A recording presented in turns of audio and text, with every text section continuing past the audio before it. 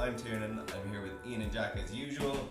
And there's no video podcast this week because of new COVID restrictions. And that's been the case all year. We're just dealing with it. We're getting on with it. We are all socially distancing currently.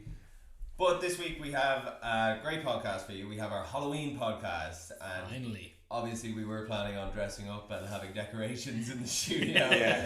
But again, like 2020 does, it just takes everything away from you. I'm sure Jack will throw in some spooky sound effects. But anyway, this week we are talking about 3 classics from horror and 3 defining films in the horror genre. And we're not going to go through kind of religious horror, so like from The Exorcist to like demonic horror. We're mainly focusing on kind of monster horror and slasher horror. So what we're going to be covering is George A. Romero's Dawn of the Dead. We're going to be getting into John Carpenter's Halloween, the original 1978 one. And we're also... we're doing The Thing. I'm sure Halloween will come up in the conversation. Yeah, I think we'll be talking about it. It's because I was thinking of the next one, which is Wes Craven's Scream. And before we get into all that, we need to talk about a film that came out recently, and one of the only films that is going to be coming out anytime soon, which is the second installment of Borat. I think the title is Borat Subsequent Movie Film, which was like the perfect name for a sequel. We were just discussing this before the podcast actually started, and how I think it was the best you could do with a Borat sequel that you could ask for when, you know, they even addressed it in the film. Borat is an iconic character. There is very few people on this planet who don't know who he is. I mean, there is going to be a few, but it totally limits how many pranks you can pull. Yeah, so exactly. Instead, they have to be a little bit smarter in this movie. And I think it was like a weird amalgamation of Sacha Baron Cohen's fiction films with where he's like writes them and crafts a whole story, like Grimsby, the Ali G movie, The Dictator, and then also spliced in with your signature pranks that he does. And the prank stuff is, for me, it's always been the best stuff. Like, 100%. You know, I loved it in the original one. Like, although I have to say the first 5 minutes of Borat, the first Borat where he's in Kazakhstan, is absolutely hysterical as well. And the ending is hilarious. The ending is brilliant too. But that film is more or less 90% real interactions with people. This one went a very different route. Sorry, I'm just thinking about Borat. just think about in general. But it is. This film, I think where you were going with this is there's a lot to wade through in terms of like a narrative. And like we don't really want the narrative. But at the same time, I felt myself, just because I'm such a massive Borat fan, I genuinely think it's possibly the funniest film ever. Yeah, it's really funny. It's peak comedy. It is. The naughty space. You know what? It was a bit of a tonic watching a movie that made me laugh this much. Like throughout all the like horror of coronavirus in the last like year. It's the movie 2020 needed. Exactly. And I think that's exactly what it was. Like you kind of had to wade through the narrative stuff. Now I wonder if the kind of extra narrative in there was down to, obviously he was filming this during the pandemic. Yeah. I think a lot of that could have been the case. But anyway, once you waded through those parts, I thought that the physical interaction parts and the real interaction part was the funniest shit ever. And I was crying laughing at certain parts of it. And he did jokes that were okay 10, 15 years ago that aren't okay now, but he still gets away with it because it's Borat. And it's just so refreshing to see that, and to see that like he's not afraid to make those jokes. But I also think that the humor and the character developed.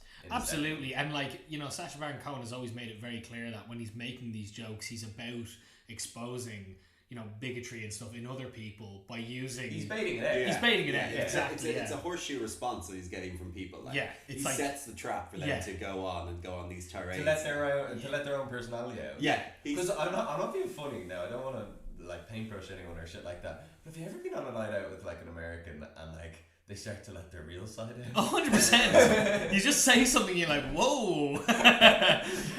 like, that is not. They get over real close and they're like, I hate women. Like, whoa, what? And they're like, I'm also Irish.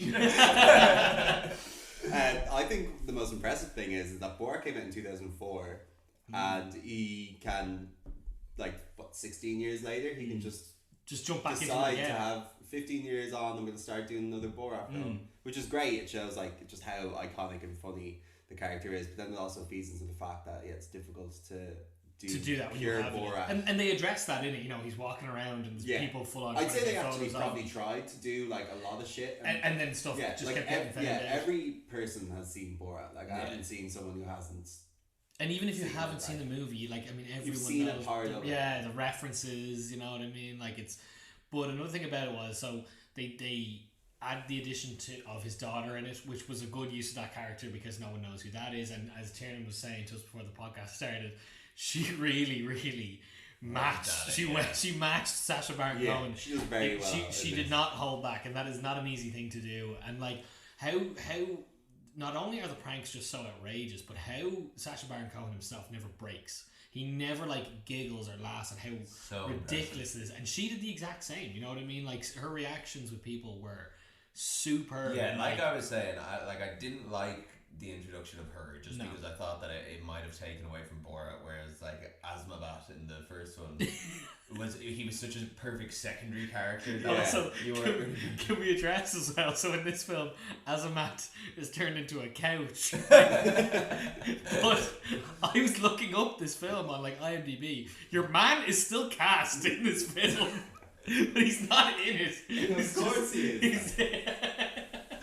I love him as well. Like you saw Azamat's dick in the first one, you see it in this one too. Yeah. But it is. But then like she really did grow on me as a character because, as you were saying, she really goes at it. Do we know much about her as an actress? Is First she introductory role? It said in the credits it goes on introducing. That is insane. That's unreal. She did an excellent job, I have to say. But also as well, the last one was filmed during the Bush presidency, which many people at the time thought this is how America can't get any crazier than this. Yeah. When Bush was in power, I think we often forget that with Donald Trump. I think people thought things were really going downhill with Bush. And he got it perfectly. He got the attitude. He went to the right places in America as well. You know, he's in New York at the start, and then, you know, he goes to the fucking Rust Belt and things like that, and the Bible Belt. This one, it's like, how do you take something as insane as Trump's America and get more out of it? And he totally did, like, you know what I mean? And I love that whole kind of like twist on like Kazakhstan like want to be recognized by Donald Trump because he cozies up to people like Donald Trump and Kim Jong-un, and it's like they're like jealous that they haven't been invited to the table, like. And weirdly I felt as well that this gave Kazakhstan a worse time than the first one, because remember there was like uproar among like Kazakhstanis about it. Now I actually looked into that a little bit. So the truth is, most people from Kazakhstan would not have seen this movie. It was just an official government statement saying, but you know, like, this film is, you know, like the head of the Kazakhstan state, like, I'm not even going to pretend to remember his name, but he was going to the White House as like kind of like what was the story with Borat to kind of like bridge the gap. Yeah. So what Sacha Baron Cohen did is he found out exactly when he was going to be at the White House. He arrived as Borat. Oh my god. And he was pretending that the film Borat had nothing to do with Kazakhstan. As in, like, he was Borat being like, this film pretending to be me. It does not represent Kazakhstan. And people were buying it because then, like, that Kazakhstan. Yeah, exactly. Ambassador came about it. It's so unfortunate that he got it so good the first time that he, because it's like you can't use that character again, like, you know what I mean. And what I didn't realize as well was, like, if you go back and watch old episodes of the Ali G show, which I loved the Ali G show. The movie is a different story, but the show, I like the film, to be fair. I didn't realize there was a show. I've always thought the film was crap. The show is like the same vein as Borat, pranks with people, and like he was so quick with Ali G, and he got interviews with everybody. I mean, it's crazy watching old interviews. He has interviews with like Jacob Rees-Mogg and stuff, who's now like a very powerful minister in government. Like, they were specifically conservative. Yeah, conservative, exactly. Donald Trump and stuff. He goes to, like, you know, pro-life rallies and stuff, and I mean, they're absolutely hilarious content and all. But Borat was a character he would use once or twice in it, and so was Bruno. I've seen Borat. The odd episode you see Bruno and Borat and things like that. So when they made the Borat film, it was like, it was perfect. It was like that character just came into his own. Like, also, I want to get you guys' opinion on. So obviously the big things in the movie for me were like the Rudy Giuliani thing, the Mike Pence thing. Everyone's talking about it. What did you guys think of the Rudy Giuliani scene? I mean, he was definitely going to get his dick out. Definitely. Well, I'm not even everything's allegedly in that. there's no real he was getting his dick out, and I think that this must wake quite a lot of people up to say this is Donald Trump's lawyer. This is the people that is fucked. But the thing is, I think as well, I think they knew when the movie came out that the people who tend to support Trump tend to not care about that stuff. So it doesn't seem to have had an effect on Giuliani. It's gotcha journalism, exactly. It's total set. It was a set. You don't know. We actually don't know if he was reaching into his fans. No, it was very suggestive. But I mean, but it was for the sake of a gag. But you know what? It was really good about it was and I think if you kind of follow Rudy Giuliani and stuff, you know, he'll go on Fox News and things like that and CNN and all. He'll get in these heated arguments and stuff, and he'll talk about coronavirus, but he'll never say like these mad conspiracy theories that it was created in a lab and stuff. But he does appear on extreme right-wing shows that not a lot of people see, just like extreme right-wing people follow them on like YouTube and stuff. And so when they posed as that, they knew he was going to say, and it was perfectly calculated. They knew, let's make this like Kazakh reporter, a far-right supporter, see what he says about the virus and stuff and all. And he's there like coughing and all during the interview. And he's like, we're fine. And everyone's like just kind of looking at each other. Like it was perfectly set up. But I also loved the ending as well. With so obviously the first one you have the running of the Jew and the parade in Kazakhstan. Yeah. Which I mean that had me in tears in the first movie. They did a different spin on it this time, and you have the Karen and Dr. Fauci, and the Karen comes out with a machine gun. He's got an AR. She's been to Walmart. She's got her AR-15. She's kidding. I was in tears. Like that was very good. It was entertaining. Like while it was a film that contained a lot of like jokes that were specifically written rather than like the prank stuff, which we obviously love the prank stuff. You're probably right, Taryn. I think it is the perfect sequel to a Borat movie. I don't think that it could have been better than the first in humor wise, especially just because of the humor of that generation and that kind of era. It was completely different and far more suited to Sacha Baron Cohen. But I think that it did develop so well in this film, and I think that he like I was really openly laughing at this film. Yeah, it's rare to get that when you're watching a comedy film where you're like actually laughing. And I haven't seen a comedy film that's really made me laugh in years. I don't think. But I remember that. I actually don't think I am. Yeah, but it's they're entertaining. They're entertaining, yeah, but it's like. They're lighthearted stories. That's what comedies are now. They're lighthearted stories that you can watch whenever you want. I watched What We Do in the Shadows this year, which isn't obviously from this year, and I was crying laughing. Yeah, that one actually did make me like. But then like you would never find a film like that around this time, and I think Borat being brought back into it, I think that there's too much comparison with the first one to what this one is. Yeah. It was much more difficult. It was obviously in the midst of a pandemic, and it's the perfect film for this year. And there was a message at the end: everyone get out and vote. Yeah. And I just think it was a brilliant time to release it. I think I was very optimistic about it, and I was very pleased by it. You know, yeah, I went in with a completely different view of what it was going to be, but I came out going, that was actually really funny, and it was, even though it wasn't what I expected, and it only got better.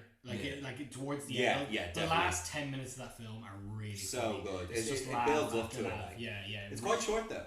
It is short. Yeah, the scene in the synagogue when he walks out celebrating the Holocaust. Oh my god, that is just like the most vintage classic. Yeah, it's just he really goes on the line of like that's going too far in this movie. Yeah. Like when they start saying they're gonna stop sending like women away and they're going to start sending men, and the fucking name on the label is Kevin Spacey. Spacey. Yeah. It's basically saying that they're going to farm and sell men to Kevin Spacey. Yeah, like even the jokes about Kazakhstan, like their top export is women, like trafficked women, Yeah, it's a reflection on that type of comedy that like you can't get away with, but because it's Borat, people in 2020 would be like, this is absolutely fine. Yeah, exactly. There's bigger things going on. That's the thing. But I also think people need to realise that like, because of how fast our media is now and how fast social media is and the news that comes out, is like, people do forget that Kevin Spacey was a very recent. That's a good point. Alleged accusation. Yeah.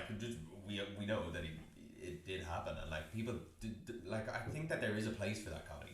100%. It's that comedy needs to exist. And maybe like if Trump gets in for another 4 years, that comedy will crop back up. I think so. It was back in the bush here. Maybe it only comes when you need it the most. Exactly. You know what I mean? And as you say, like it was like a great movie to come in a very few dark months. And it just would make me laugh about the coronavirus and laugh about the Trump presidency when things are just always seem so fucking dark in America. Yeah, and it should make that Trump administration look awful. I mean, it should. And like, thank God it did. Yeah. And people should like really think about it. And that's the beauty of it. Sometimes a fucking comedian can do way more than any fucking journalist can. Well, yeah. Here's the thing as well is that Sacha Baron Cohen is doing this in a way that isn't politically correct, obviously, and I feel like a lot of comedy has developed in a sense that they make jokes that are very safe, even when they're like critiquing the administration and stuff like that. But they are still very safe. Whereas Borat's like, right, let's set Trump's lawyer up for sexual abuse. I'm under the view that if everything's funny, nothing can be unfunny. Like like a comedy has to be like all spectrums. If you can't laugh at something, you shouldn't be able to not laugh at something else. But that's just my opinion. We get onto the horror films because let's do it because we were getting a little bit off track. We can talk about Borat all day, I'm sure. Oh no, absolutely. So let's start with the earliest film, Dawn of the Dead. Dawn of the Dead. So what do you guys think of this? You know what? This is an interesting one because this whole like franchise is really long and spanning, and it's got a kind of a B movie thing tacked onto it. Yeah. This was really low budget. Yeah. Like going into this thing. Yeah, it's like $75,000. Here's a fact to show you how just ridiculous this was. So each extra was paid $20, and most of them were family members of the crew, and they all got a T-shirt and a lunchbox for Dawn of the Dead. Well, I'd say those fucking T-shirts and lunchboxes are worth a lot. Oh yeah, I'd say This is one of the most successful independent films, and not prequel, the first installment of this kind of franchise, I suppose. The Night of the Living Dead was the most successful independent film of its time. Wow. And it had a budget of like 118,000 and it made like 30 million back in like which is like 60s. Unlimited money basically. Yeah. Like a ridiculous amount. I'm glad we're talking about this one because this is definitely the most lighthearted one of the lot. Even though it was my favourite of these. It touches on darker themes and stuff, and like horror. We've talked about horror, you know, we love like we love a lot of new wave horror that's coming out now, and like we love like whole episode, you know, Hereditary and stuff like that, stuff that really makes you feel fucking terrible. But I'm really glad we picked these movies because there's a little bit of tongue-in-cheekness to every single one of them. Absolutely. And this one totally embraced that about, and I think if you look at the whole franchise, George R. Romero really went he pushed the silly with this one as much as he could, because I mean when you look at it, there's points where zombies are getting pies in the face. This is like the seminal film for the zombie franchise. I mean, like it was always like a little prevalent throughout like the different decades. I mean, I think the first zombie film was a film called White Zombie back in the 1930s, and that was all about like, because it was based on a book that was called like The Magic Island, and that was from an explorer who went to Haiti and discovered this like idea of like the voodoo zombie. So like zombie comes from voodoo essentially. And they brought it back, and it was about like this Haitian. The White Zombie was all about like xenophobia and like exoticism and everything and stuff like that, like really hard hitting topics. And the zombie was supposed to represent like America's like dull senses towards like stuff like slavery and just like non-compassion. And to be fair, Romero takes that franchise and does that with this. I mean, he does it with consumerism in this. Yeah, absolutely. But like, what's more interesting is the fact that in The Night of the Living Dead, Dawn of the Dead, and The Day of the Dead, which is like the main trilogy now, there is like follow so many films to that, but they all have a black protagonist. Yes, absolutely. And I think that's very interesting. And these films are very progressive because of that. 100%. Not only because of that as well, but even in like Dawn of the Dead, which we're going to get into now. I think it was this. I think there was some fact that like it was the first horror movie to have a person of color as the protagonist. Night of the Living Dead. Night of the Living Dead. Like, so that's a huge step. And like to have done that in the 60s, I would have imagined was that when the first one was made.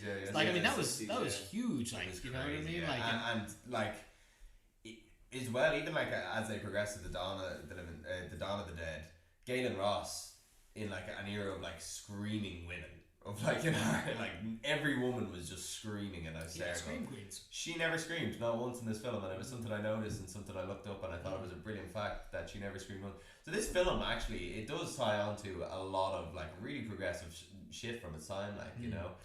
And like it's weird for a zombie movie because also we should also add that like it's a zombie movie, but like zombies I feel like have only come into the mainstream culture in the last 20 years. So you know, you've got The Walking Dead, you've got, you know, Resident Evil games, you know, it's well, no, that was kind of like, sorry, I was doing like a real big timeline on like the zombie history recently, and in the 80s is when, like, so George A. Romero, he created the modern zombie, and that's like what I mean is like the flesh eating zombie, you know, beforehand they were just kind of like man voodoo reanimated people, you know, and stuff like that. But he created like zombies as they are. Then 28 days later came along, and Danny Boyle. The thing he changed was they run. Yeah. So that's what like resurged it. So I'm actually going to bring up a point on that because I mentioned to you guys earlier that my actual kind of favorite of these kind of the Dead movies is actually Return of the Living Dead, which George A. Romero actually has nothing to do with. Yeah. And essentially what happened there was he had crafted the first one with these kind of amateur filmmakers and actors, a lot of them started, and one of them was Dan O'Bannon, who made Alien, and he decided to make his own one, but he had the copyright on The Living Dead, so that's why all of George Romero's movies after Night of the Living Dead are just called Of the Dead, so Dawn of the Dead, Day of the Dead. Then they made Return of the Living Dead, which had no Romero involvement at all. Very much in the same vein, though. I mean, it feels you could watch it and go, "This is a Romero movie." Yeah. And they have Tom Savini doing the special effects, and the special effects are excellent in Return of the Living Dead. But Return of the Living Dead was the first movie to have a running zombie on screen, so they run in that one, and also they was the first one to coin the thing of zombies going brains because there's a melting man in it, and he gets. Essentially stuck in a vat of radioactive material, and he's melting throughout the movie, and the special effects are unbelievable, they're incredible, and he keeps saying brains, and that's actually where it came from, not a Romero one. But as you say, Romero crafted how we know the zombie now. He's like the father of the modern day zombie, you know. But it's cool as well when you're looking at this because like I've always loved zombie films, and I've always loved like the zombie franchise in general, but like this would have been the first time that I like researched like the history of it and stuff like that. But it's very interesting to see how over the decades like the idea of the zombie changed, and like the type of critique it was doing changed, like from the fear of the Nazis and like Nazi zombies to like the fear, like Cold War radiation, which is like the Night of the Living Dead has a very like pun to like this is radioactive, and the Dawn of the Dead is a sequel, so it's essentially the same thing. And then even like there was, which I think was the film Shivers by your man Dario Argento, or not Dario Argento. I'm trying to think. It doesn't matter anyway. But it's about like the transmission of AIDS during the AIDS scare, all the way up until like epidemics now, which is in the last like 20 years what they've been become primarily. Now zombies seem to have this kind of like transmission element. You know, you get a bite. And you're kind of, but that wasn't necessarily part of the Romero ones, especially the early ones. It was like just flesh-eating zombies. They get you, they'll tear you apart. You're dead. Like you're dead. It wasn't this like some guys concealing his bite like throughout the movie. I hate. No, that was actually in the Night of the Living Dead. Sorry, you're right. Actually, and then in Dawn of the Dead, they do that as well. They followed that. He genuinely set like all of the standard rules for zombies. It like really and they're still to this day, like they're still in The Walking Dead doing all of the stuff that Romero invented. They are, except for like in the Romero, I love that as well because he set rules in this like fantastical universe. But what he does do as well is that they all like carry blunt objects and stuff like that, and that's something I think people have moved away from and everything along those lines. Yeah, the guns, the holding of the guns in this movie is a bit odd. But okay, let's get into Dawn of the Dead then. It's such an incredible film, isn't it? It's great. Yeah, no, it is. It's a lot of fun, and you can just see. Like it looks like when they're filming this, they had the best crack ever. Yeah. Even the opening scene is just like, what the fuck is going on here? It's insanity. The opening scene is just. I was watching and I was like, this is giving me a headache. Yeah, it was just, but it sets the tone for the movie so well. You know what I mean? So like, I mean, Dawn of the Dead is your zombie movie, and it just opens up in a TV station essentially, where a state of emergency has been declared in Philadelphia, and like it throws you into the movie where it's like, this is just happening. There's the living dead are walking around. Yeah. There's no like origin story. No, you don't get a huge amount of explanation. everyone's just kind of up in arms. It just throws you right into the action, and it just doesn't stop. Everyone's for the just next, smoking. for the next 2.5 hours, like, you know what I mean? And I love as well that, like, zombies really are the last of their issues, like 20 minutes into the film, you know, and that's my favorite part about it. Like, they just kind of find a cozy place to set up, which is a massive Americanized mall. And this was obviously during the 80s, right before the 80s, when like mall culture was coming in and just shutting down small businesses all over America. And they just set up and have the best time ever in this mall until they like set up a suburban life inside of it. It's like that. The movie goes from they're in a mall, like, you know, fighting off zombies to zombies just being like the passive thing in the background. Just chilling out, like playing fucking like video games. Exactly, and like them just then developing their relationships among each other in the mall. But another thing about the mall I want to talk about is that's also become a huge staple of like like everyone goes, if a zombie apocalypse hit, where would you go? And everyone goes, I go to the mall or the supermarket. You know what I mean? Like I've had that conversation with friends where they're like, "We'll go to Pavilions. It has everything you need." Like, do you know what I mean? And that's been ingrained in zombie culture because you see it in video games. There's a mission in Left 4 Dead and stuff where you're in a mall and all. Like, so there's always the supermarket food.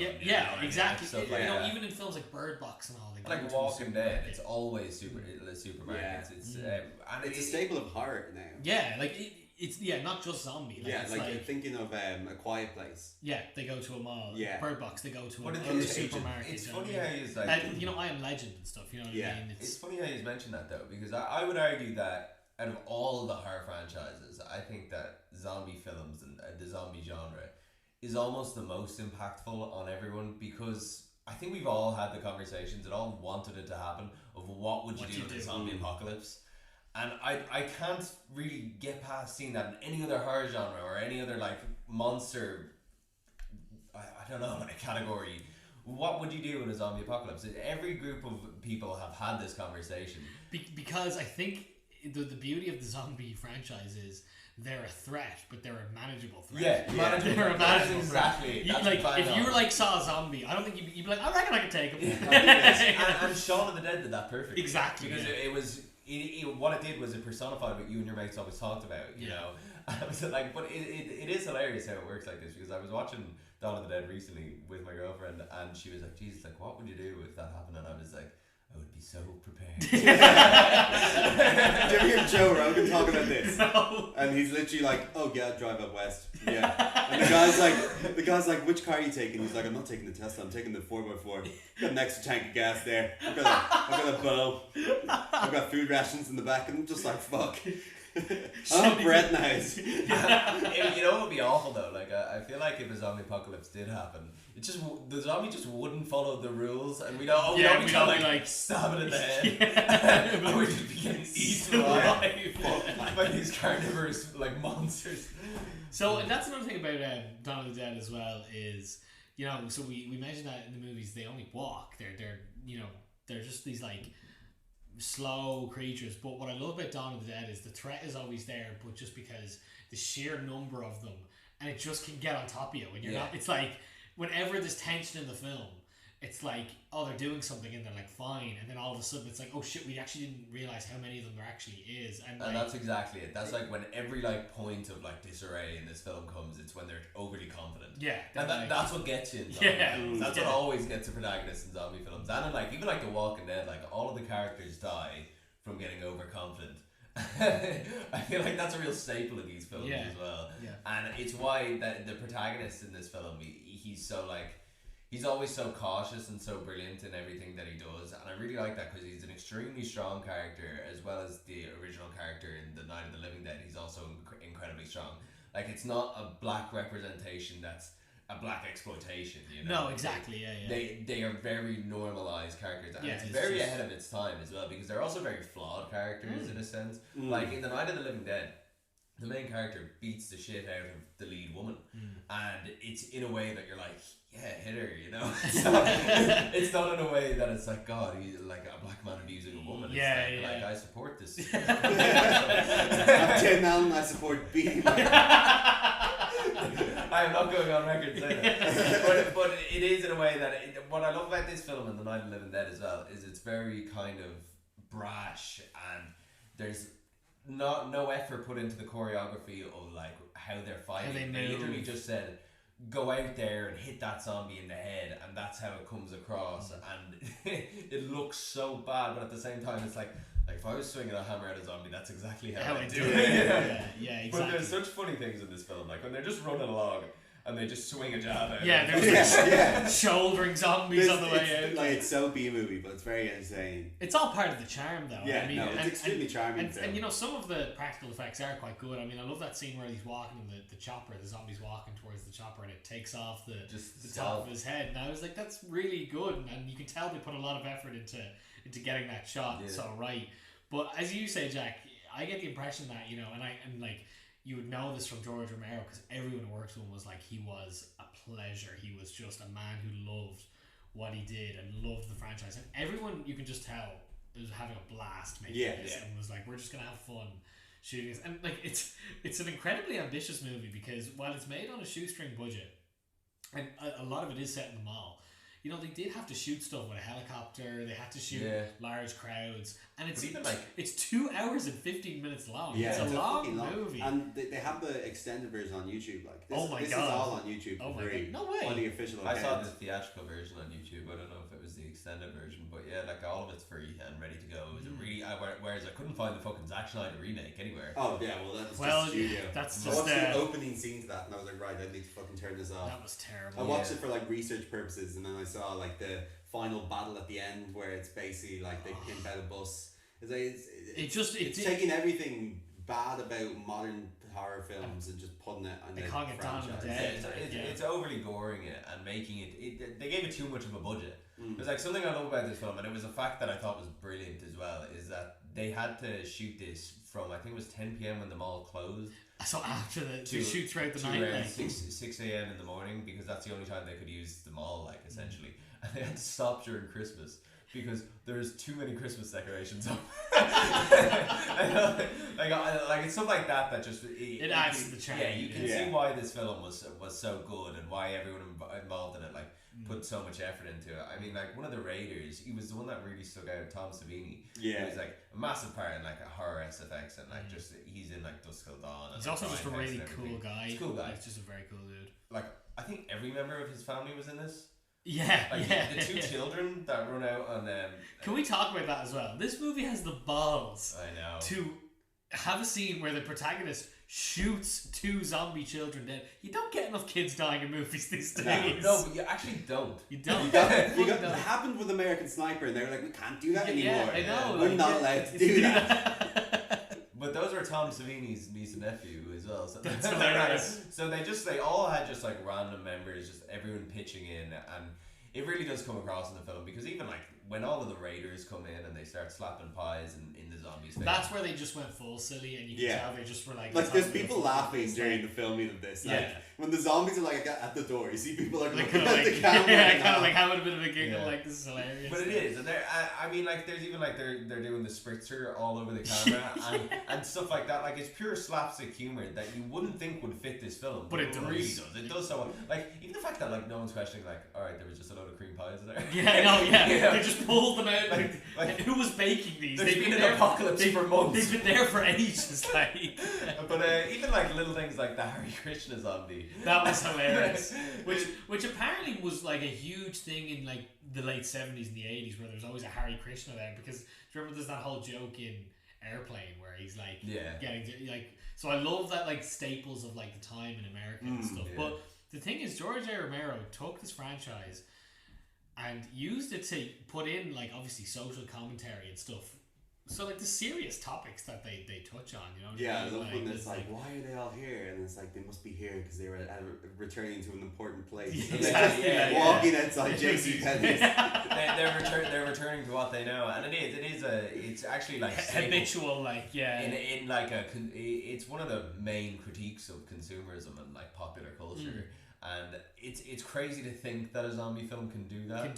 Yeah. But you can see that while you're watching it as well. Like while you're watching it, and you're like, God, this is all so fucking ridiculous, and like so much of it is ridiculous. You're also like, but there's something to it. Yeah. Like even if you don't know what it is, you know that there's something to it. You know that there's like a reasoning behind this, and there is. It's a very intelligent film. Oh, 100%. And like this is the thing. Like if if any of our listeners are like, have never seen Dawn of the Dead and you want to go back and watch it, don't let I think that the zombie thing has been a little bit tarnished, because like lots of people think of this like rabid zombie, people like proper scared. Like, this film isn't scary, it's horror, but it's nothing about it will scare you.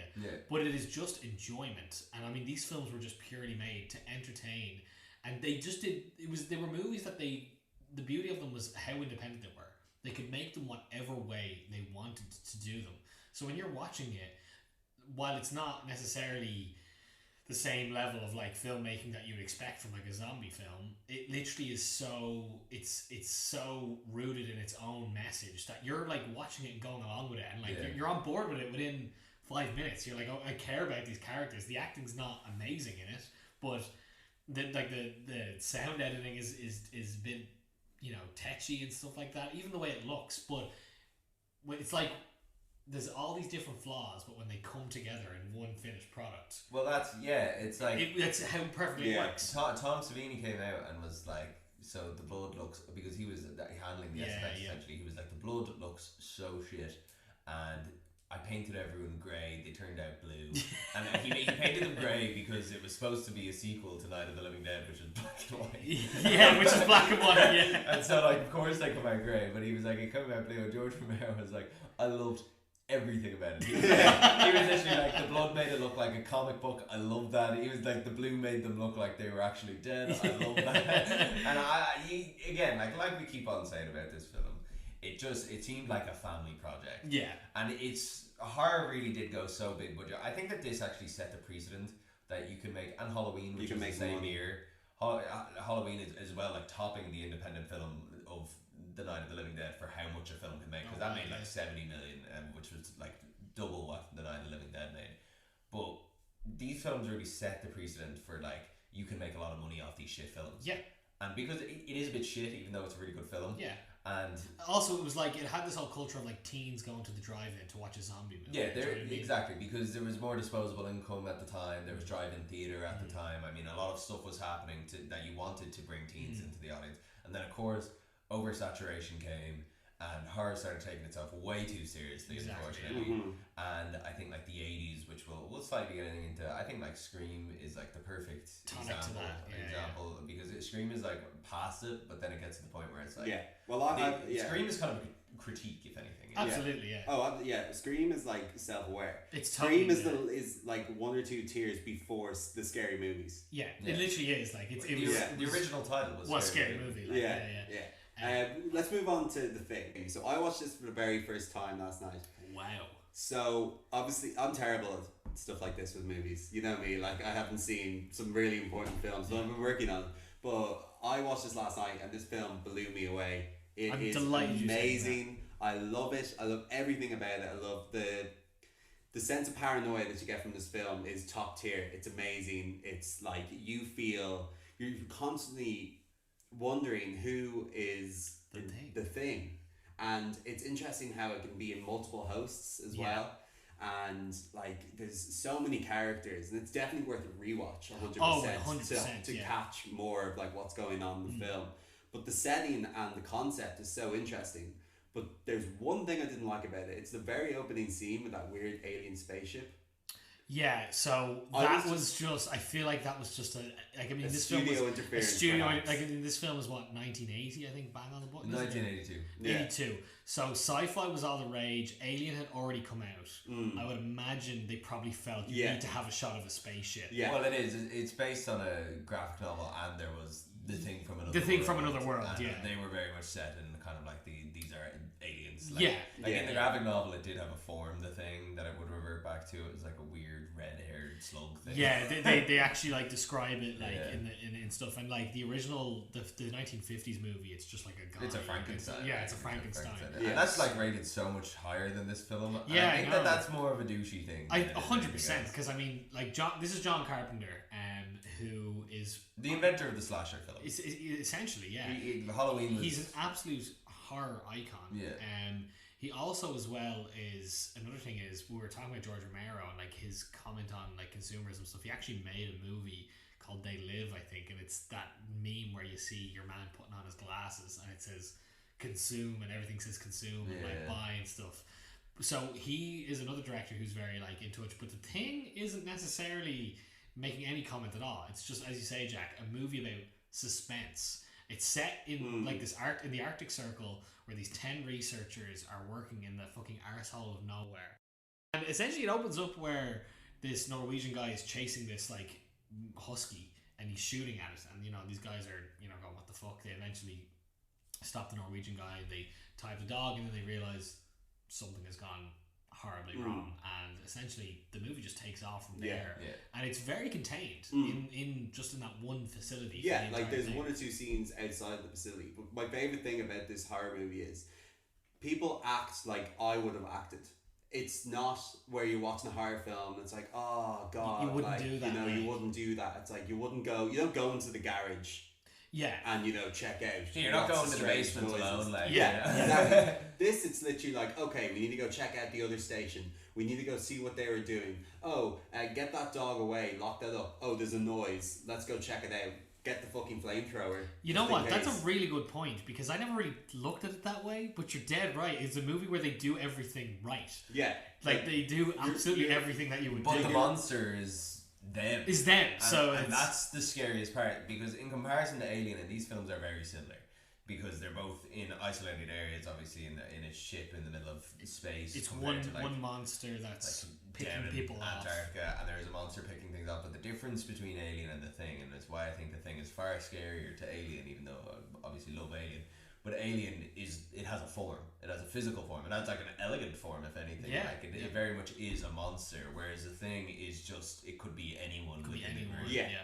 Like you're second guessing yourself. I was watching it with my girlfriend last night, and we were like having arguments about who thought was the thing. And like, there's so many red herrings and stuff like that. Yeah, so obviously I'm spoiling the movie. It came out 40 years ago. If you haven't seen it, go fucking watch it. My God, it's amazing. Like I'm so disgusted at you two that this is the first time you guys watched it, because one of the main benefits of doing this podcast is just seeing all these movie films. Well, you see, what we do is we select a lot of films that we want to get off the list. No, that's very true. But like, the thing is just being done so much in popular culture. Like, I knew it was gonna happen before I watched it, and that's like one of the great things about this film. It was obviously popular enough to become a massive part of popular culture, but at the same time, I know it's gonna fucking happen. Another great thing, I love like the realism in all their lives. Like, obviously they're all just fucking drinking 24/7. They're just a bunch of like alcoholics, like living out. And it's a grim life, and they're talking about, did they go stir crazy? And like, you relate to it now, and like it's isolation. Like 8 weeks in isolation. Like that's a pretty short time to start going crazy. You're thinking, fucking hell, like the entire world did it for entire island of Ireland did it for 3 months. Yeah, exactly. Like, and it's like also as well, not only that, the setting is like you're in the Arctic Circle, you only get like a couple of hours of daylight every day. It's just constantly cold. Like the storms. Like, everything in this movie is set up so well in terms of like what other modern horror films don't do well. So the other modern horror films, like, I have no battery in my cell phone, where this is like, we're in the Arctic Circle. Everything makes sense. Everything makes sense in the world. Like, it's not too far-fetched in anything that happens, and the characters act in ways where it's like, that's completely justified. Like the guy who looks after the dogs, he's got a soft spot for the dog. Let's stay out longer. You don't know whether the dog's infected him. In reality, it infects it goes into the guy's bedroom. It goes into the guy's bedroom. Yeah. See, the thing about it is as well is you don't get to see the monster at all, really, in its form. The alien, I should say. It's a different form every time. It's a different form every time. But what's really great about it is, so this film, there's the horror that it could be anyone in the room, and they're able to imitate everybody and things like that. But also the beauty of this is Carpenter went all out on the VFX, and he made it looks amazing. Horrible when you see. Disgusting, you are literally seeing people breaking apart and things like that. One scene I want to talk to you guys about, and how much it made my jaw actually drop, there's a bit in it where the guy starts convulsing, and they think there's something wrong with him. It turns out he's actually the thing. They're giving him the defibrillator, and his hands break into his chest, and that his chest becomes a mouth and a pair of teeth and bites off his arms. And I mean, then you get the added bit of his head falling off. Then his head grows legs. And I mean, this film is 1982. No CG. Did they do it? I'm telling you now, if you watch the behind the scenes stuff, it is incredible. And they nearly burnt that place down. Like there's that scene where they have to, so they set up some rules in this film which I thought were really good to stick to. Fire is what kills it. And cold. Well established. Yeah, and the cold. So it comes from a frozen thing, but also as well, they develop a test as well, a blood test where it reacts to the heat, and that is one of the most tense moments. That's ever. one of the greatest horror scenes ever. And it has to be like it's so amazing. How do they do that? I mean, so the whole scene is they're all tied up. They know one or two of them aren't the thing, so they're conducting a test where they're heating up a copper wire, putting it into everybody's blood samples, and it gets you to a point where you're totally calmed down, and you're right at the end. You the scene goes on long enough that you're like, I don't know if any of them are going to be the thing. And just at that moment, Kurt Russell puts it into the blood. The blood physically jumps out and becomes a thing, and then immediately a guy strapped to a chair starts fucking transforming. Yeah. So they torch him with the flamethrower, but if you watch behind the scenes footage, they were actually like burning like all these prosthetics and stuff, like setting them on fire, and the prosthetics were like highly flammable, and everyone was like, that was the least safe set ever. Things were just going up in flames all the time. But this is why this film hasn't dated. They use those practical effects, and okay, some of them are a little bit 80s, but my god, they still shock you when you see them, and they just give you that jaw drop factor when they happen. They remade this in 2011. They did indeed. I watched it. It wasn't terrible, but it wasn't good. I think it adds a lot to the alien kind of aspect. It gave you more, kind of a backstory to the alien. And the guy who plays the lead in it, he plays McReady. Like, I like him as an actor. Yeah, I like him too. I can't remember what his name is, but he's kind of like a B-lister. He's the guy from Warrior, isn't he? He is. Joel Edgerton. Joel Edgerton. Yeah, he's a great actor. Yeah. And he just doesn't have that boom star power. No, but, I mean Kurt Russell was perfect for the lead. Kurt Russell looks fucking great in it. John Carpenter big, massive beard, which is incredible. John Carpenter was very lucky to get Kurt Russell at the time as well, because apparently they had just worked on a TV show together, and that's how. Oh no way! He got Kurt Russell on. I was watching, because I was very into John Carpenter this Halloween, and I was watching his original Halloween, which is like iconic. One of the opening scenes is the two children that are getting babysat are watching the TV, and the film that comes on is The Thing from Another World. Oh no way! And I was like, that's very. He literally like showed it in his film, and then 4 years later made it. Yeah. And I just love how incredible that is about like horror back then. Like, yeah, it was like go these ahead films. and do that. Yeah, like, weren't made. And like another thing I loved about John Carpenter was as well is he really like I'm obsessed with the VFX in this movie. But he was talking about Alien, and he was a massive fan of Alien. He thought Ridley Scott did a great job with that movie, and he was like, unbelievable film, great science fiction. He's a great melding of sci-fi and horror. And he goes, but at the end of the day, the xenomorph is a guy in a suit. He was like, mine is like my monster is like things falling apart and like different. And he was very right about that. I mean, because while Alien is still very scary and stuff, it is a guy in, if as you said here, this one physical suit. Whereas like this just made it the most repulsive thing. I don't think you could ever put Alien as just horror, but you could definitely put The Thing as just horror, even though it's very sci-fi as well. Yeah.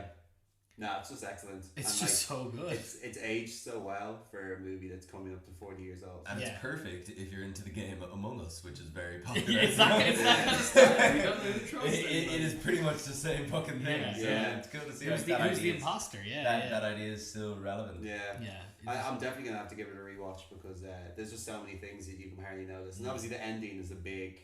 It's my first viewing, I actually think... The director of cinematography for this came out and said that he tried his hardest to show in the eyes and the lighting for who was the thing at the time. So like he says that if you look at the dog's eyes, they shine a lot of light into it. The dog actor in this is fucking great. Fantastic. No, the dog acting is amazing. I was like, all these dogs are class. And like when those other dogs are getting up and like starting to like growl at them, I'm like, those dogs are gonna go. But he said he tried to show in the eyes or whatever. But then, like, I think that might be a little bit revisionist.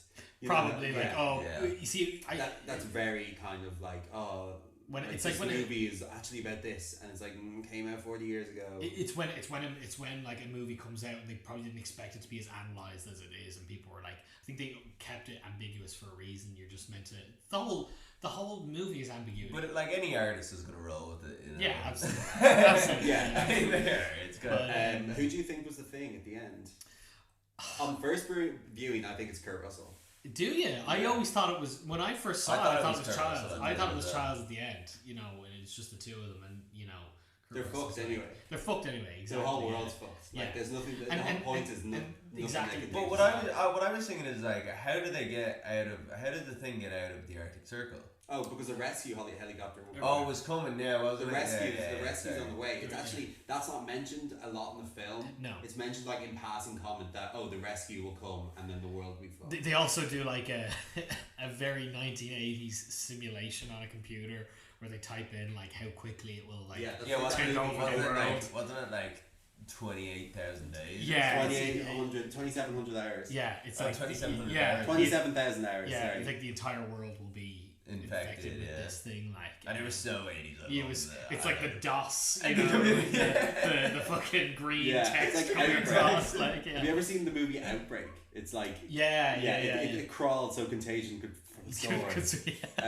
But this would definitely be like a pinnacle monster film. Absolutely. I think this film kind of like, without jumping too much into sci-fi, I think this film in a horror, in terms of the horror genre, it definitely defines like the monster genre the best. Yeah, and it's like, what do you want from a horror movie? Do you want... This kind of offers everything, because, different horror movies offer different things. This offers a lot of things. A lot of fun. A lot of fun. You've got suspense, which is a major thing in horror. You go back to Psycho and stuff, and Alfred Hitchcock. Suspense is a big one with horror. And then an actual monster. People like to see an on-screen monster, and a creepy setting, and an actual place where it's like you feel uneasy for the entire thing. It offers all those things, whereas like some horror movies specialize in one thing, and like really good gore. I love a good bit of gore. I can't deal with gore. As I've gotten older, I can't deal with gore. I'm more into like how a horror makes you feel. Like Hereditary makes me sweat. Yeah.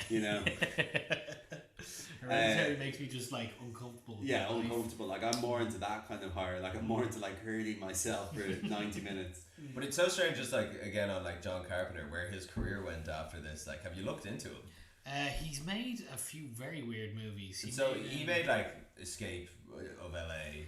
It was Escape from New York first, and then did he make Escape from LA as well? I thought it was Escape from LA It was New York first, because New York is it's actually quite a good movie.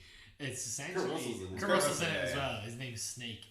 Yeah, he's like indestructible. Yeah, New York is so crime ridden that they just like wall it off and make it one big president. That's so fucking 80s. One big prison, and the president, played by Christopher Plummer, is flying over in a helicopter, and they shoot it down, and they have to get Snake to get the president down, which, compared to The Thing, sounds ridiculous. Because the Thing is like a movie, and like Halloween, they kind of take themselves very seriously. Yeah, Halloween does take it serious. Yeah, whereas even like Dr. Loomis and horror. Yeah, the perfect example of it taking itself very seriously. Whereas like then he just goes makes an Escape from New York, which is like totally like action over the top, like, but it's still a very fun movie. But he went on, and then he did like the soundtrack to like Dusk Till Dawn and everything. He made a lot of his early like scores out of like necessity basically, and then a lot of synthesizer scores, and he kind of popularized that. The synth, now he's a full-time composer. No way. Yeah, because it's a new wave of music everyone really appreciates. And I remember when I was watching like Stranger Things when that first came out, and It Follows, they totally were just like John Carpenter, like carbon copies, like let's take that synth heavy soundtrack. Like It Follows felt Good like Time. Exactly, Good Time as well. And Uncut Gems. Like, the heavy synth. They've done the whole documentaries on how like they've just made all these things on synths. And like Moog did it. It's on YouTube. And like it really, like it was an 80s thing, but like, I mean, even the simplicity of the score and the thing, just that two-hit note, that doom doom at the start. And like Halloween. Yeah, more so than the thing. Yeah, Halloween is such an iconic soundtrack, and he just did that himself. He just learned to do it. Yeah. No, like simplicity in these scores for horror is like the best. Like horror, modern horror overindulges itself, I feel. Absolutely. In like all of the bad things that you want. Like you see like a modern horror film, and it's like jump scares is like the main thing like people talk about. It's all about aesthetics. Like non-practical effects, so like CGI and stuff like that. Like sequels, it's all like kind of lazy and shitty. Like, and just like creepy toys. Like how much of their budget has demonic jump scares do you think just spent on like dolls, creepy toys? Fucking like ceramic faced dolls. You see them, and it's like, oh, this is my kid's toy, and it's like a Ferris wheel covered in like the most horrible porcelain faces. She loves that Ferris wheel. Yeah, twisted and what? Why don't you have an Xbox? Like the song when it's going, it's like She loves to play with it at night. Whenever she spins it, bad things happen. And you're just like, right, well, that's There's no correlation. But anyway, I think that's like, as films like The Thing came out and they had a lot of success, a lot more. I mean, this is including John Carpenter himself and Romero himself. They all did kind of indulge in this oversaturation of the horror genre and how much people loved it and how much you could get away with putting no budget on it and getting so much out of it. Yeah. And then it came to the point where people were putting huge budgets on it and getting a lot out of it as well. They were doubling it. And Blumhouse is a contemporary example of that are doing that very well. Is they're making shit films, but they're making triple. They're making triple what they put into it. And I think Scream is the perfect film to go through from here because the slasher genre, and like we were talking about, John Carpenter essentially created it. The slasher genre, it got so popularized, but there was like, I think I counted the other day, I think there's about 11 Halloween films. And not even like, you're right, like it was hugely popular. More like, on the way, but there's one coming out in 2021, I think, and it's called Halloween Kills. I thought that's what he always says. But it was like, slasher was like such a mainstay in the horror genre, and it was like very mainstream. But then also you just had countless B movies, like I mean, straight to video, The Driller Killer, you know, all these naff fucking slasher movies. Yeah, and even even like Pastor. But also Pastor. But even like the zombie genre, like we were talking about, like Zombievers, and like there's so many different films that have Lake Placid. They 4. Lake Placid 1 was lit. I'd stick by that. But like every genre just been so kind of, it's been wrung dry, like, you know. And I think Scream came along at a time where there was definitely too many slasher films out there, and they just kind of completely deconstructed the idea of it. I love how Scream got screams though. They made Scream to be like, okay, there's like oversaturation, commentary on how like horror films can be like the bad things about them or whatever, like the tropes, and then like Scary Movie comes out. Like, I'm going to base 3 movies off of this movie. Yeah, absolutely. You know, Scream 2 is really good as well. Yeah, you know what? Scream 3 isn't bad either. Scream 3 is bad, like all like the Ghostface kind of like they make their own series. The thing about the Scream franchise is, so let's talk about Wes Craven. So Wes Craven is the director of Scream, and he is a horror icon himself because he was Nightmare on Elm Street. So he created one of the most iconic, you know, and like not only Nightmare on Elm Street, I mean he created Swamp Thing, he created the original Hills of Eyes, The Last House on the Left. This guy was like a legend. Like in this podcast talking about Wes Craven, John Carpenter, George A. Romero, these guys are the next step down from Alfred Hitchcock. Yeah, you know, like they're the most iconic characters in horror. Yeah. But a fun fact about this film is Wes Craven actually turned down this role at the start because he was making another gory horror film at the time that fell through. No way. And the other people that were approached were George A. Romero. No way. Rodriguez was. Oh, yeah, what's his name again? Is it Richard Rodriguez? No, Robert Rodriguez. Robert Rodriguez, God, I should know that. And Sam Raimi. No way. All contemporaries. Those guys are all the you know, they're all very much peers. And they like would have all done it as much justice as well. Because the real guy behind it was the guy who wrote it, which was Kevin Williamson. And he basically said that it's kind of like Once Upon a Time in Hollywood, you know. It's a complete homage to old horror and everything that created horror. And he said himself, like, this is basically a remake of Halloween, except kind of like a very self-aware Halloween. You know, I mean, like it quotes Psycho. It has the same, like in one of the lines is when Drew Barrymore's parents come home and they see that something's wrong, the husband goes, go to the Mackenzies, and like Jamie Lee Curtis said that exact line to the kid she was minding when Michael Myers comes in the house. And there's a load of lovely like fun things about that, like the janitor is dressed up as Freddy Krueger, and one of the lines in it is, oh, Nightmare on Elm Street, you know Freddy Krueger, and your man like Ghostface is literally like he was like, the first one was great, but the second 2 were shit. And Wes Craven didn't direct exactly. And like another thing about it was it was Wes Craven taking a genre that was dead, essentially putting its own spin on it, but also like Wes Craven had made 80s movies and you know they were very much 80s. This one was like early 2000s and it captured the feel of the early 2000s. It was really 90s. Perfectly. It was cast excellently. I mean, you had it was literally, when I see this film, I just think of like the MTV fucking Music Awards. Yeah. It's like, like 96, like right when we were born. Like, you've got Monica from Friends. Yeah, you've got Courtney Cox, David Arquette, you've got Neve Campbell, or Nev Campbell, but I'm pretty sure it's Neve. The big thing about this was Drew Barrymore was the leading actress in this. She was the top billed She was the actress poster in girl. this. She was the poster. Everyone went into this film Like, I actually have the poster thinking right Drew here. Barrymore was like the star of this film. That's Drew Barrymore right I there. mean, Like, there you go. Like, yeah. And she gets killed within the first 5 minutes, and it was very like Psycho. You know what I mean? Like everyone was They so wanted surprised that that to be Janet Psycho, Leigh yeah. was dead in the first 30 minutes of Psycho. You know, Janet Leigh is Jamie It's Curtis's Jamie Lee mother. Curtis's mother, yeah, which is another Mental. great That's fact. why she got their own Of Halloween, like now everyone calls funny, and because like Janet Leigh is like the original Scream Queen, Yeah. but everyone says Jamie Lee Curtis is the yeah, Scream Queen. So this film like took slashers and made it extremely meta, extremely self-referential. Like, sure, one of the big ones is Jamie Kennedy's in this movie. Is that his name, Jamie Kennedy? Is he the Johnny Depp lookalike? No, he's like he's the comic relief who knows all about movies. And the second one is Jamie Kennedy. Shaggy, yeah. No, not Shaggy. That's Matthew Lillard. Matthew Lillard, yeah. No, His name is it Jamie? Yeah, he's the nerdy guy who knows all about movies. yeah, Jamie Kennedy, yeah. Jamie Kennedy, yeah. So there's a really, really great scene in Scream where they're all at a party and everyone like goes home and he's the last one on the couch and he's watching Halloween and he's watching Jamie Lee Curtis and he's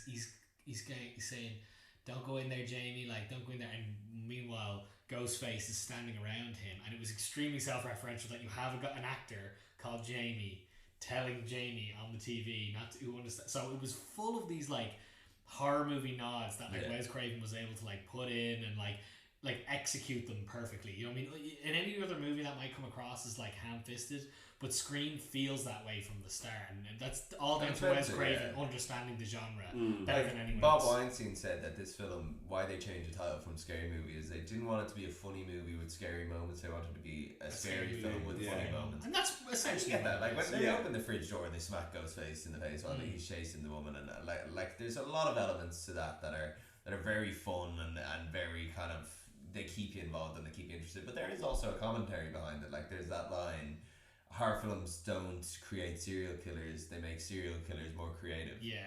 And like that was such a big argument at the time that it was. Movies are poisoning the Oh, mind. but that's like with fucking like, video games or making everyone exactly. want to fucking. It's like there's always something that like people will blame. than actual something like else fucked on. up things in society. Yeah, like, let's not actually like do mental health services. Let's Yeah. blame it on Jamie Lee. Yeah, Curtis. like as Borat said, like you can go to Walmart and get buy an AR-15, AR-15, but like no, video games. is the video problem. games are killing people. You know. Yeah. But like Scream was like a tonic. I think it was a bit of an oasis in this, like after the genre had been dead, and it's still really enjoyable when you watch it today, even though it's just an accessible horror. Like, it's like you don't want to get fucking shit scared. no. It's like when you're going into October, you're like, oh fuck, I've started watching spooky movies. Yeah, I So want to yeah. stick on something. Yeah, that's not, it outlines the rules of horror films at the same time too. It paints the horror genre as like this one broad stroke, and it tells you what the rules are inside that genre and what the stereotypes are inside that genre, and it also makes it happen on screen, and it just works so well for it because everyone's a horror fan in the film. You know, Yeah. It's like everyone watching wants a a horror tutorial film. video or something. Yeah, exactly. Hi there, you're watching Scary Movie. And I mean, like at the end of it, Scream and Ghostface, like they're just two horror fans. They're just two horror fans, two guys who are fucking into horror movies. And like also as well, what is impressive about it is considering it's not that scary a movie. Ghostface is now like an iconic villain. Yeah. Like how many people do you see dressed up as Ghostface? I dressed up as Ghostface I dressed up as Ghostface when I was a kid. Yeah. Like, I didn't even know what the real reference was. like You know is, what I mean? is that where Ghostface comes That's where from? Ghostface comes from. They just found that mask. It was actually So the mask is actually based. Do you know what the mask is actually based on? It's this generic mask based on the Scream painting. and they found it in like a random. Just like a shop, and they were attic. like, perfect, let's just use that. They had to alter it like quite a bit while they were getting it. There was this company called like Fun Moguls or something and stuff like that, and they had to like do a deal with them to like alter it or like not So it alter wouldn't it. be And there, they were like- just like fuck it, we're just using it, and then they just kind of settled. and Yeah, they were but it's so like, iconic. I mean, yeah. Now, also as well, the funny thing about it is it's like it's a real kind of like and Scary Movie really played on this as well. It's like there's a ghost face mask just like lying on the floor, like you know what I mean. There's lots of things like that in the movie where it's like But the movie knows that it's being self-aware. Like the killer drops his fucking mask, like, you know what I mean? Like that's ridiculous. And like, but what I did like about it wasn't going for like, you know, Michael Myers mask, you know, this like really actual scary. You know what I didn't realize only on like rewatch, because I hadn't seen the original Halloween in years, and I watched it again this week, and Michael Myers mask comes off now. You see his face? Yeah, though? you see his face. Yeah. I had no idea. Yeah. I completely forgot. I thought it was like one of those things that you just never saw his face. No, they just kept him like faceless for the rest of them for some reason. Like, I feel they like also, the mask got more iconic than like. do you know how they made that mask? Yeah. It's a fucking mask It's of Captain Kirk. Captain Kirk and William Shatner. And they sprayed it grey, or they like dipped it in bleach or something, and so it got real shiny. So it's a fucking, it's a William Shatner mask. Yeah, that actually is fucking terrifying. But that is a brilliant film as well. Like that has a lot of rewatchability. Yeah, absolutely. All the horrors do. Like, yeah. And I mean that film, like, while Scream is kind of a fangirl of Halloween's a bit of a fangirl of Psycho. And I mean, it goes from there. Like, while I wouldn't call Psycho the original slasher, I mean, like the characters, like even like they have a character called Sam Loomis in it. You know, Dr. Loomis. You know, I mean, like that's a direct reference to Psycho. And then there's a line in Scream where they said everyone goes a little bit mad sometimes. Like that's Norman Bates. So all of this like follows, and all of it goes into each other, and you can see that the film comes across so well because the people who are making the film have such a good knowledge of the genre. Yeah, and like I'm not even a big slasher guy. I've never really seen the appeal of slashers. Obviously, Halloween is great and it's enjoyable. Oh, I used to love them, like Freddy versus Jason and all Yeah. that. Those are like my bread and butter. Like Jason in space and all yeah, that. Jason X. Jason X. This is where capitalism has brought us. Yeah. We need more Jason movies. No, Put him in space. I eat that shit up. To be fair, I always have. But so I was never really into them. But Scream is like one of my favorite horror movies. The question is though, can you guys think of any modern slashers? I mean, is it a genre they still do? I can't really think. No, of all any. they do is make Annabelle every year. Well, it was like a very Annabelle Origins. Yeah, I think it's Annabelle Revelations. It's not an Assassin's Creed game, like Annabelle Brotherhood. But no, it was a real thing that ended in like the 2010s. I feel like after Paranormal Activity, that just changed. That knocked the nail on the head. Like, and they're still like knocking them out of the park. And they finished with whatever that last one was, the marked ones or the dark ones or the whatever. Well, like I really, the last one I saw in cinemas I really enjoyed. I think it was like the fourth one maybe, and it's like it was just more of the same, and I was like, yeah, cool. And then it's like it got really culty. Yeah, I mean, it got really into the occult. The weird thing about the Paranormal Activity movies was they never creeped me out that much because it was like rich white people house. It's like, I don't believe that house is haunted. It was built 7 years ago. It's the house from Modern Family. Hey Ben. the scheduling cut, like just Manny walking across. But there's nothing scary about this. We watched, talking about like modern Halloween films, we watched the 2018 one there recently, didn't we? Or was that? Yeah, we did. The one with the sequel with Jamie Lee Curtis. Like, yeah, Jamie Lee Curtis is like, and this actually was a very much like a fan made one, if anything, as well, because like John Carpenter was heavily involved. He was, yeah. I mean, it got everyone's like. He did the soundtrack and everything. Who directed this one actually? It was David Gordon Green.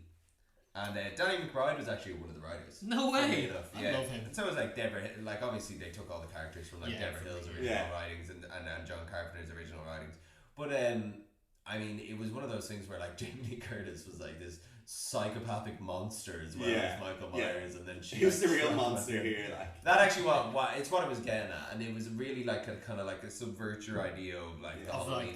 The most important thing is when you're watching a horror film is just fucking let the universe happen. Yeah. You know when some people are like that wouldn't happen. That just ruins you're watching horror a horror films. movie. Yeah, let it ruins horror films. Go with me. And there's a lot of fan stuff in that 2018 Halloween. Like there's a scene where the granddaughter is in school and she looks out the window and Jamie Lee Curtis is standing there looking at her. Yeah, these like clearly nods to Michael Myers, which is now like a meme where you see him like standing just out in the open, completely. But that film also, it basically said everything before this Halloween is non-existent except for the initial Halloween. The first one. That's the timeline. It's 40 years later, you know. But Rob Zombie's one's pretty good. That's a prequel. It's like an origin story. Yeah, it's basically a remake of 1978, except done a lot differently. Like Dr. Loomis Loomis has done actually quite a lot better by Malcolm McDowell, who Alex and Clockwork Actually, Orange. quite like him. You know, he's a Great good actor. but he's just not really in that much. Yeah, and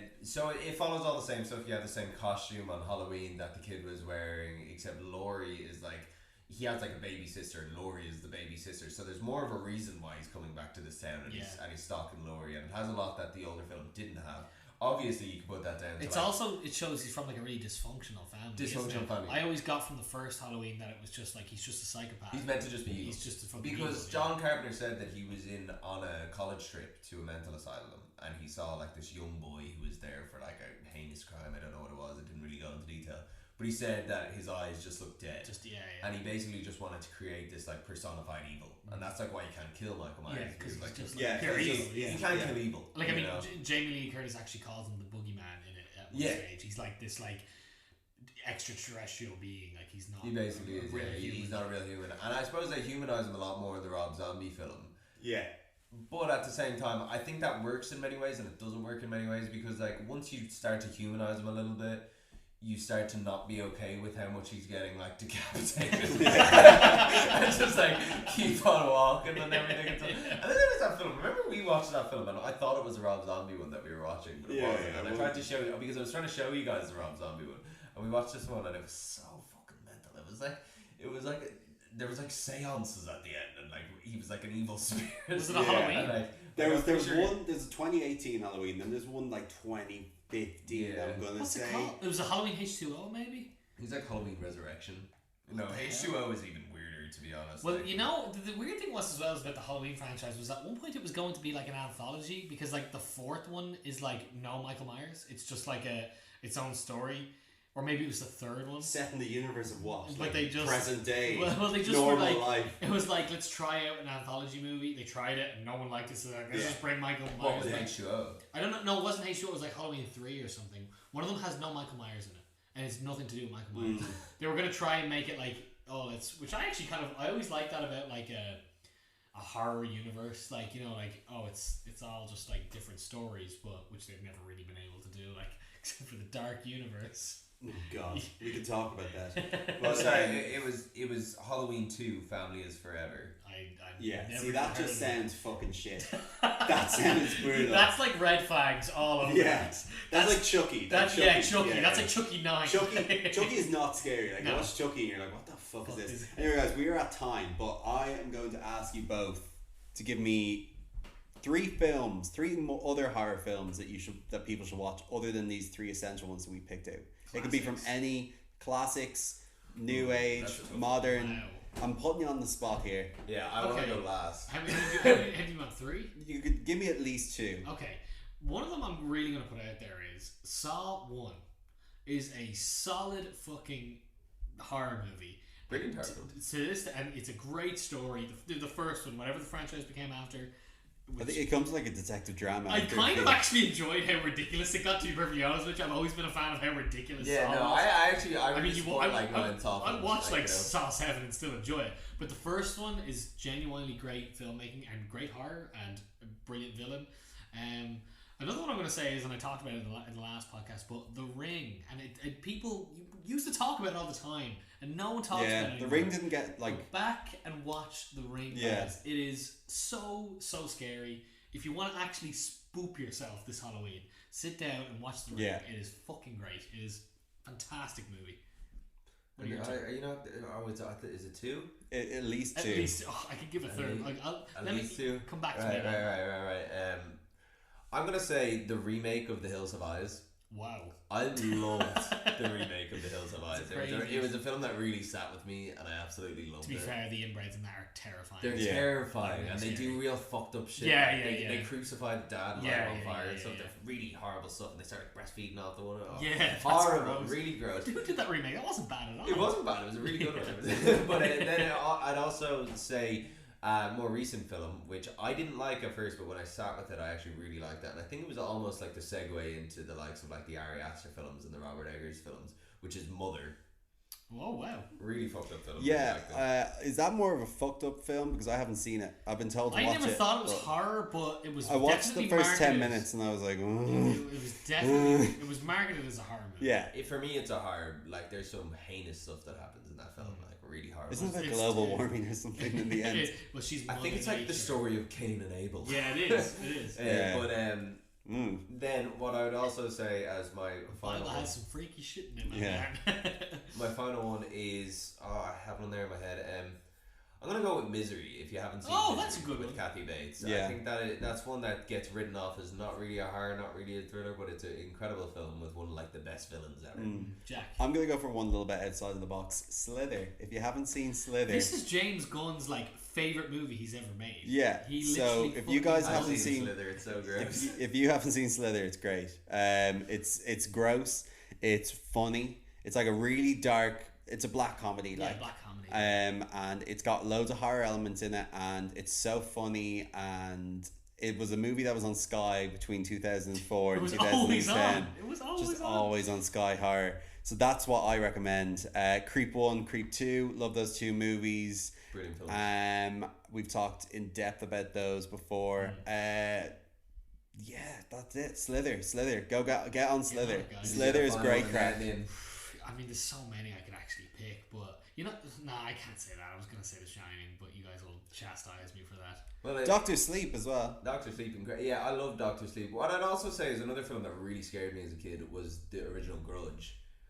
Yeah, that scared me too. I find that film terrifying. I feel like if I went back and watched it now, I don't think I'd. It might be shit, but I feel that about The Ring as well. Like at the same time, I was watching clips from The Ring the other day. The CGI really didn't age. Yeah, some of it's nuts. There were some poor decisions there. Yeah, I think Saw 2 is better than Saw 1 as well. So if I was recommending a Saw, with I'd say Donnie Saw. Wahlberg. Yeah, I just think that the whole like house aspect is so much better. It was the traps were a lot cooler. And they throw as them well. into the needles. Oh, it was amazing. Yeah, Do you know how they shot that scene?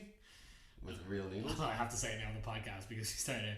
They essentially got full needles and they put little plastic tips on the tops of every single one of them, and they threw that actress into the pile of needles. did Yeah, they? she jumped in and they were like, there's rubber tips on the top of them. And they shouldn't insert themselves. Did And they she- insert themselves? No, because the rubber tips they didn't actually go in. So That's she crazy. Jumped in. That's like when people walk across hot coals. Yeah. There's science behind it, but So they had to individually put them on like thousands of syringes, but they did it. She jumped in. Why did she agree to that? You know Mental. what? The life of actors. It got her 7 other Saw movies. So that. okay, guys, gonna wrap it up because we are well over time, but we get an extra long spooky episode for the listeners.